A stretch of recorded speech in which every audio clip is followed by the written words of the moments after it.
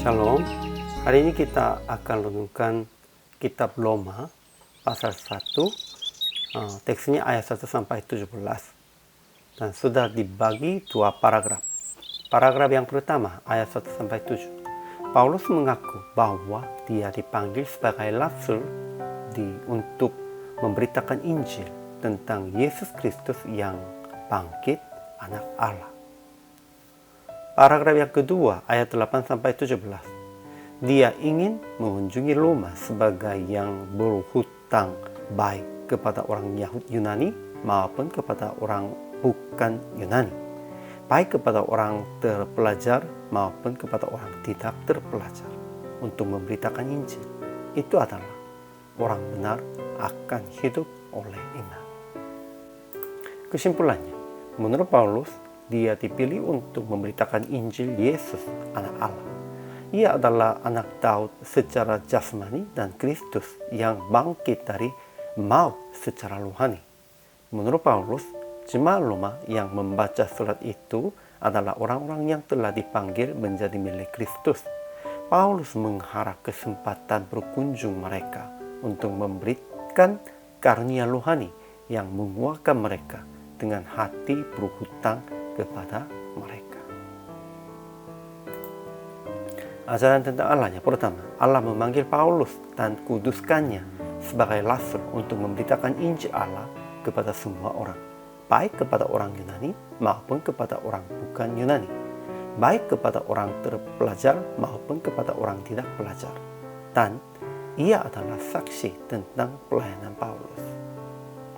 Kedua, Injil itu telah dijanjikannya sebelumnya dengan nubuat nabi-nabinya dalam kitab-kitab suci tentang anak Allah. Injil adalah kekuatan Allah yang menyelamatkan setiap orang yang percaya. Ketiga, anak Allah adalah yang menurut daging keturunan Daud. Menurut Roh, kekudusan dinyatakan oleh kebangkitannya dari antara orang mati yang berkuasa, Yesus Kristus Tuhan kita.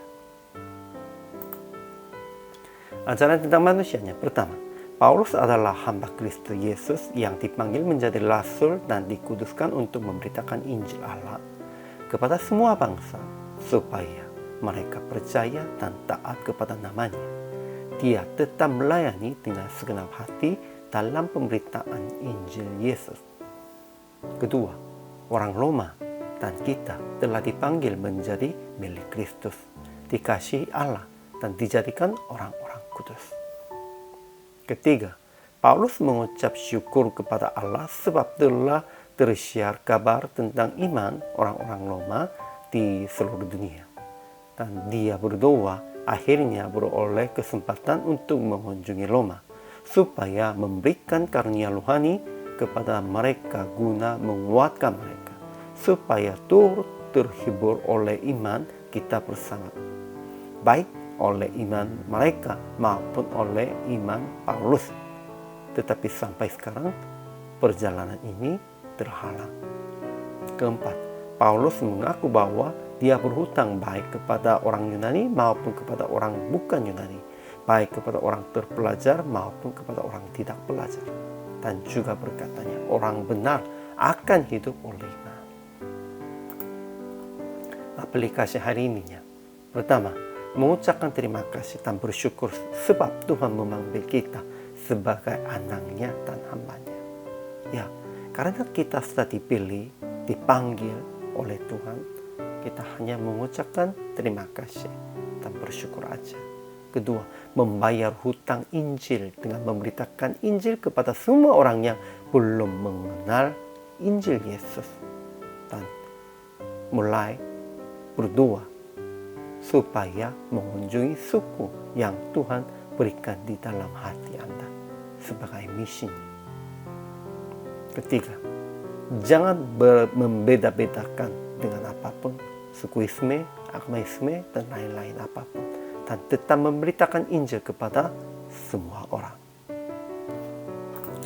Akhirnya PR praktik hari ini, berdoa supaya memberitakan Injil kepada suku-suku yang belum mengenal Yesus, orang-orang yang belum mengenal Yesus. Memang ada banyak suku yang masih belum mengenal Yesus di dalam Indonesia pun juga ya. Dan ada banyak orang-orang yang belum mengenalnya. Dan mulai persiapan pelayanan untuk melahirkan mereka sebagai anak rohani.